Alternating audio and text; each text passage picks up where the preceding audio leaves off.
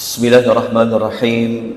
Alhamdulillahi rabbil alamin wassalatu wassalamu ala asyrafil anbiya'i wal mursalin wa ala alihi wa sahbihi ajma'in. Allahumma salli wa sallim ala nabiyyina Muhammad wa ala alihi wa sahbihi wa man tabi'ahum bi ihsanin ila yaumiddin, amma ba'd. Muslimin dan muslimat rahimani wa rahimakumullah. Kita lanjutkan insya-Allah pagi ini ayat yang ke-14. Nota yang bercetak berada pada muka surat 107. Yang melihat secara soft copy slide nombor 213. A'udzu billahi minasy syaithanir rajim. Qalu la in akalahu الذئب ونحن عصبة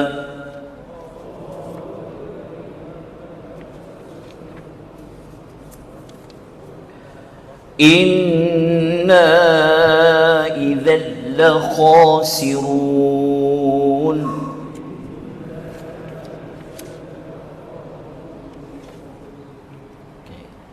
Ayat yang ke-14 adalah jawapan daripada anak-anak Nabi Yaqub setelah sebelum ini Nabi Yaqub telah mengemukakan dua alasan kenapa baginda alaihi salam tidak membenarkan Yusuf itu dibawa keluar bersama dengan abang-abangnya.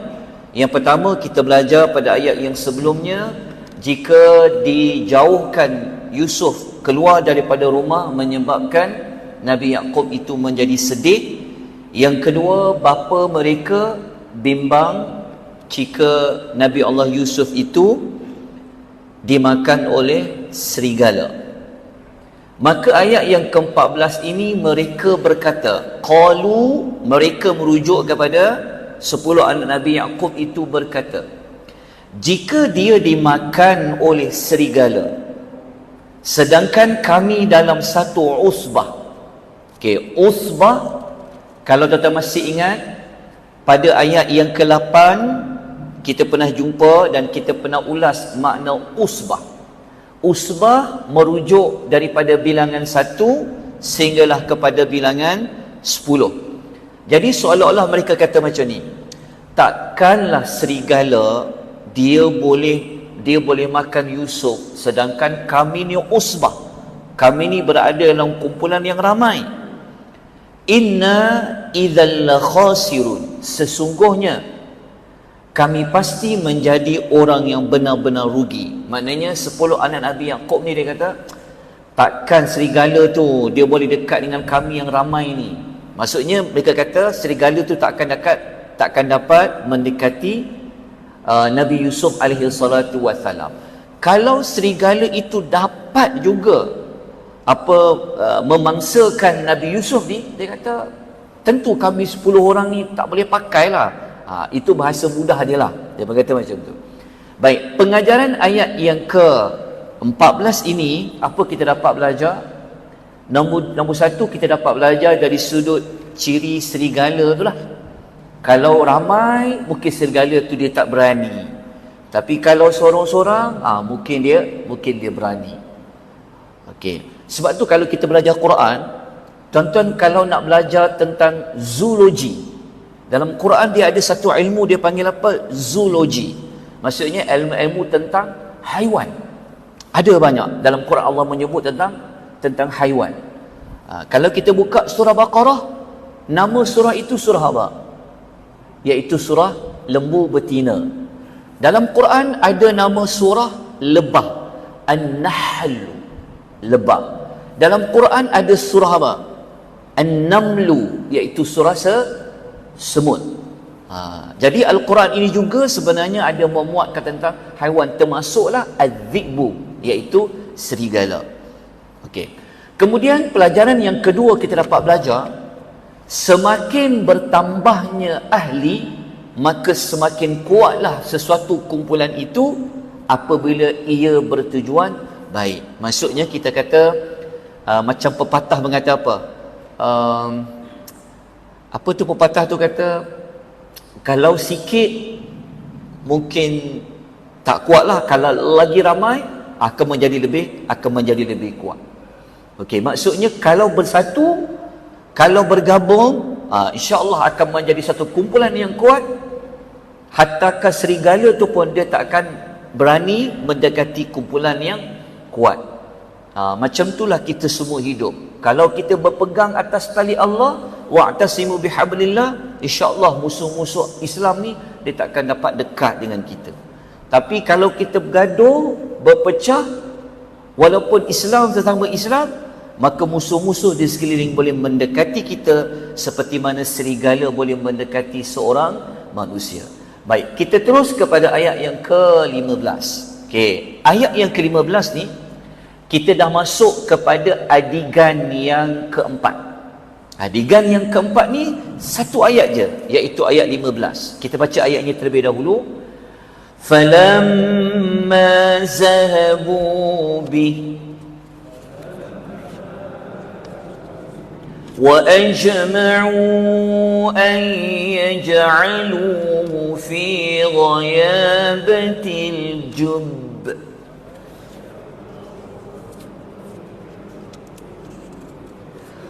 وَأَوْحَيْنَا إِلَيْهِ لَتُنَبِّئَنَّهُم بِأَمْرِهِمْ هَذَا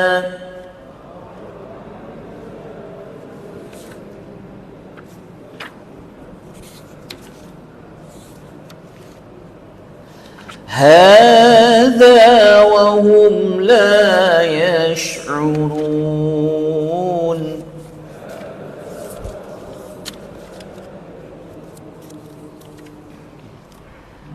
Setelah mereka pergi dengan membawanya bersama-sama dengan mereka, maknanya ayat 15 ni menunjukkan bahawasanya mereka berjaya convince Nabi Yaqub tu nak bawa Yusuf itu keluar. Maknanya mereka berjaya memujuk Nabi Yaqub. Akhirnya dapat juga Yusuf itu dibawa keluar. Lepas tu mereka buat apa? Mereka telah sepakat hendak melepaskan ke dalam perigi. Kita masih ingat lagi pada ayat nombor 10 surah Yusuf, kita pernah belajar sebelum ini yang mereka telah bersetuju dengan satu cadangan seorang daripada 10 orang tu. Ada seorang mengatakan janganlah kita bunuh dia, tapi kita letakkan dia ke dalam ghayabatil jub. Kalau masih ingat pada ayat yang ke-10 yang lalu. Maka apa yang mereka rancang itu Allah mengizinkan ianya berlaku. Allah sebenarnya dia telah aturkan pun. Nanti kita akan tengok bagaimana Allah Ta'ala merancang apa yang mereka telah rancangkan. Kemudian mereka pun sama-sama letakkanlah Yusuf itu ke dalam satu perigi. Kita pernah ulas sebelum ni ayat 10, ghayabat iaitu perigi yang jauh daripada rumah Nabi Yaqub. Al-Jub merujuk kepada perigi yang sangat dalam. Semasa Nabi Yusuf berada di dalam perigi itu, apa yang Allah bagi tahu kepada dia? Kami pula mewahyukan. Mewahyukan di sini sebenarnya adalah Allah telah mengilhamkan. Seolah Nabi Yusuf ni dia menjadi seorang yang mula-mula dia takut, tapi dia boleh menjadi seorang yang berani, sehingga Allah mewahyukan kepada dia, mengilhamkan kepada dia, engkau nanti pasti akan cerita balik perbuatan 10 abang engkau ini kepada mereka sedangkan mereka tak sedar. Masa dalam perigi tu Allah Ta'ala telah bagi ilham kepada Nabi Yusuf ni sebahawa satu hari nanti engkau akan bongkarkan perbuatan mereka ini kepada mereka sendiri, dan pada waktu itu mereka tak akan sedar bahawa engkau ni sebenarnya masih lagi hidup. Nanti kita akan jumpa pada ayat yang panjang nanti, insya-Allah. Baik. Ayat ni tuan-tuan menarik Dia satu ayat je. Kenapa Allah tak panjangkan cerita Nabi Allah Yusuf dia menjerit ke, terbayangkan, budak kecil ditinggal di dalam perigi yang sangat jauh, yang sangat dalam. Agak-agak tuan-tuan, macam mana dia punya, cuba tuan bayangkan macam mana dia bawa keluar Yusuf daripada rumah. Agak-agak dia buat apa Yusuf tu on the way nak ke perigi tu. Mungkin dia tumbuk ke, mungkin dia, kan orang dah marah kan. Lepas tu macam mana dia campak dalam perigi tu. Ayat ni satu sahaja, seolah-olah Tuhan tidak mahu cerita kepada kita. Kerana apa? Kerana perbuatan tu macam, kalau kita dapat, kalau ayat tu panjang, kita rasa macam, ya Allah, kesiannya. Jadi untuk menghilangkan rasa macam sedih, kita kata tak patut, maka Allah cerita ringkas saja ayat tu, satu ayat je. Jelas sebenarnya apa yang Allah nak sampaikan. Baik. Daripada ayat yang ke-15, kita ambil ayat 14, kita ambil ayat nombor 15, pengajaran dia apa? Okey. Kita dapat belajar kat sini, kenapa Nabi Yaqub dia benarkan juga Yusuf itu dibawa oleh anak-anak dia. Sedangkan sebelum ni, ingat tak? Dia kata apa? Dia kata, kalau kau bawa dia, akan menyebabkan aku menjadi sedih. Tapi kenapa Nabi Yaqub dia benarkan juga Yusuf itu dibawa keluar? Antara yang kita boleh belajar. Okey, surah Yusuf ni, teladan dia, kita kena fikir yang tersurat, kita boleh fikir dia yang tersirat. Agak-agaklah kalau tuan-tuan jadi macam Nabi Yaqub, ada anak 10 orang macam tu, so boleh terima tak? Ke macam mana? Nabi Yaqub ni, dia bagi juga bawa keluar. Daripada ayat itu kita dapat belajar apa? Seorang ayah ni, dia sedaya upaya, dia akan cuba nak menggembirakan anak-anak dia. Dia akan cuba untuk menunaikan permintaan anaknya, sekalipun dia terpaksa apa? Dia terpaksa bersedih. Betul tak? Ingat ya, anak-anak ni pun boleh menjadi influencer. Kita hati-hati dengan anak-anak, sebab dia adalah fitnah bagi kita semua. Kita ni mula kata tak okey, anak pujuk, ayah pun, ayah ikut je lah. Macam tu kan. Anak kata, jomlah ayah. Jadi ayah dia pun, okeylah, ayah ikut je lah. Anak ni dia tak fikir dah. Ayah sedih ke, ayah tak suka ke, dia fikir depa happy. Betul tak? Kadang anak macam ni. Ini kena pada kita jugalah, betul tak? Okey. Jadi Nabi Allah Yusuf ni, dia tengok 10 anak dia ni betul-betul minta. Okey. Ini menunjukkan juga apa?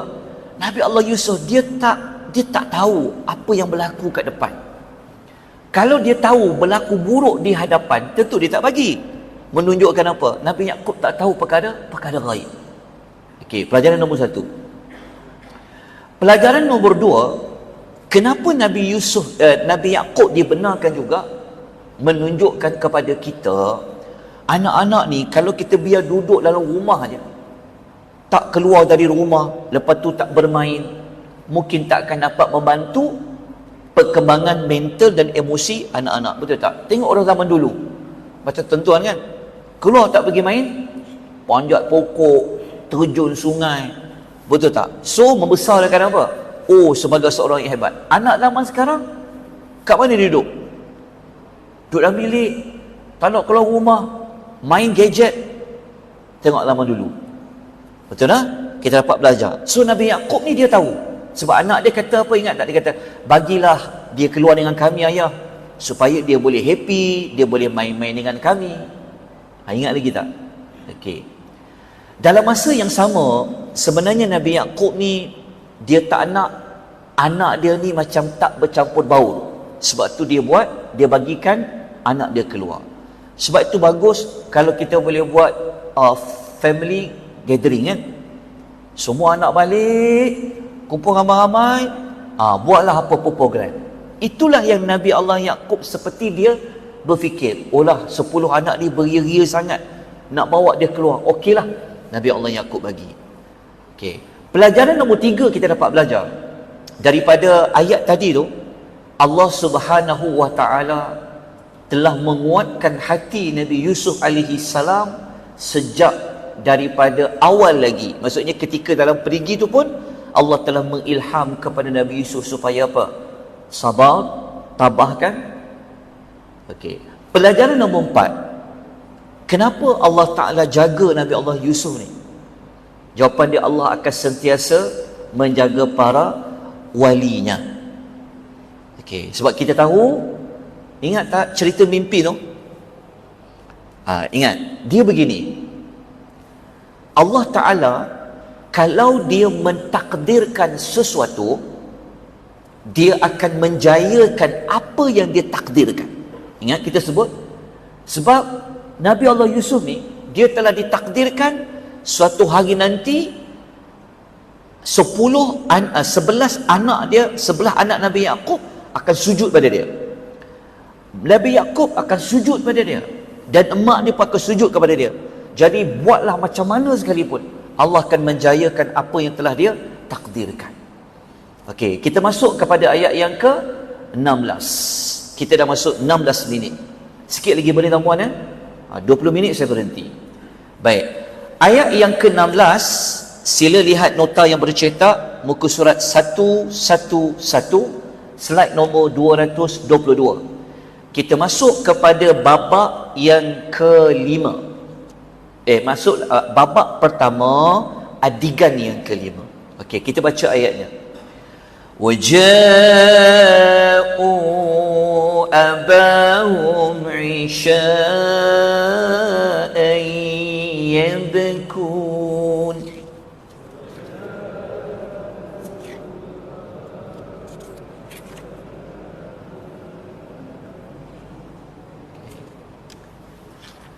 Dan selepas itu mereka pun datang. Datang tu maknanya mereka balik bertemu dengan bapa mereka pada waktu bila? Isyak. Isyak maksudnya waktu isyak. Biasanya kalau balik bermain, bila dia balik? Sepatutnya kita pesan maghrib nanti balik Tapi mereka tak balik maghrib, mereka balik waktu isyak. Ketika mereka balik je waktu isyak sampai ke rumah, tentulah bapak dia tanya, mana anak dia ni, tak balik-balik, isyak baru balik. Dalam keadaan mereka yabkun, mereka buat-buat nangis 10 orang ni. Okey. Ayat 16 ni kita dapat belajar ada 2 helah yang digunakan oleh 10 anak Nabi Yaqub ni untuk menipu beliau. Yang pertama, mereka balik pada waktu isyak. Kenapa dia tak balik maghrib? Kenapa dia tak balik nak masuk maghrib? Kena balik waktu isyak. Para ulama tafsir kata, dia balik lewat ni nanti mungkin, kalau contoh, kalau dia nak bawa alasan Yusuf hilang, mesti bapak dia tanya apa? Kenapa kau tak cari dia? Betul tak? Jadi untuk pastikan, kalau bapak dia tanya soalan 1, soalan 2, mereka ada hujah. Nampak Sebab nanti kita akan tengok apa mereka nak cakap kepada Yaqub. Jadi apabila mereka balik lewat, mungkin mereka dah cover dah. Kan, kami dah cuba cari sampai, sebab itulah kami balik lewat. Okey. Dalam keadaan dia menangis. Okey, kenapa mereka menangis? Okey, mari kita tengok pengajaran dia. Okey, pelajaran yang pertama. Orang yang menipu ni, dia akan cari jalan macam mana nak pastikan dia berjaya untuk menipu. Betul tak? Ni hati-hati. Okey, sebab zaman sekarang ni, zaman akhir zaman ni, kita pun jadi pening. Siapa yang amanah, siapa yang khianat, kita pun kadang-kadang jadi pening. Sebab akhir zaman memang Nabi sebut macam tu. Okey. Pelajaran nombor 2. Seseorang yang menangis, dia tak boleh dijadikan bukti dia bercakap benar. Ada kemungkinan dia buat-buat nangis. Kalau dalam mahkamah, siapa pernah masuk mahkamah, Kalau ada orang menangis, hakim kata kau betul, habis kita. Betul tak? Kalau digunakan hujah, dia menangis, kau memang bersalah sebab dia menangis. So menangis ni tak boleh dijadikan sebagai bukti. Menangis ni orang boleh buat tau. Tambah lagi kalau pelakon-pelakon suruh dia menangis, dia boleh menangis. So kalau menangis dijadikan bukti, dia itu seorang yang bercakap benar, habis. Kita pun jangan terpengaruh. Anak-anak ni kadang macam tu juga. Okey, jelas tuan-tuan? Pelajaran nombor 2. Okey, pelajaran nombor 3, dah masuk 20 minit dah. Sempat tak ni? Saya ambil sikit lagi boleh? Boleh sikit lagi. Okey, nak habis dah. Maafkan saya tuan-puan. Okey, pelajaran nombor 3. Kenapa mereka balik waktu isyak dalam keadaan gelap? Kerana mereka takut bapa dia boleh tengok mata mereka. Lepas ni kalau nak suruh cakap benar, tengok muka ayah, tengok muka ayah. Kau menipu ni kan dia. Sebab tu kalau kita belajar, kita boleh melihat eye contact tau. Kita tengok mata dia. Nanti orang yang pakar dia tahu anak mata dia macam mana, anak mata dia ke mana. Kita boleh tengok pada mata orang cakap benar, tak cakap benar. So lepas ni suruh tengok apa? Tengok mata. Okey, pelajaran nombor 4. Okey, iman. Okey, yang ni kita masuk nanti pada keterangan ayat nombor 17, pelajaran nombor 4 ni. Saya terbawa awal, kita cukup dengan pelajaran nombor 3. Baik, itu saja yang dapat kita kongsikan. Tadabbur ringkas surah Yusuf. InsyaAllah besok kita akan masuk kepada ayat yang ke-17. Maksudnya nota ni dah habis dah. Sudah saya kena buat lagi ni insyaAllah. InsyaAllah. Baik, tuan-tuan dan puan-puan rahimani wa rahimakumullah, kita sudah dengan tasbih kafarah. Subhanakallahumma wa bihamdika asyhadu an la ilaha illa anta astaghfiruka wa atubu ilaik. Wal 'asr innal insana lafi khusr illa alladhina amanu wa 'amilus salihat wa tawassaw bil haqqi wa tawassaw bis sabr. Wabillahi taufiq, wassalamu alaikum warahmatullahi wabarakatuh.